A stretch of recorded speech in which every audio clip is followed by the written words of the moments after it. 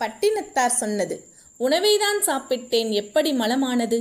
உயிரோடு தானே இருந்தேன், எப்படி இறந்து போனேன்? மலம்தான் உணவாக இருந்ததா, இல்லை மரணம்தான் வாழ்வாய் இருந்ததா? இன்னும் இழுத்து கொண்டிருக்கிறான், செத்துத் தொலையவில்லையே என்று மனைவியும் சுற்றமும் பேசிய போது என்னை 100 ஆண்டு வாழ்க என வாழ்த்தியது நினைவுக்கு வந்தது.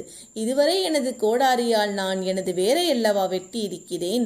நான் விரும்பியவை எல்லாம் என்னை வெறுத்து கொண்டிருக்கின்றன.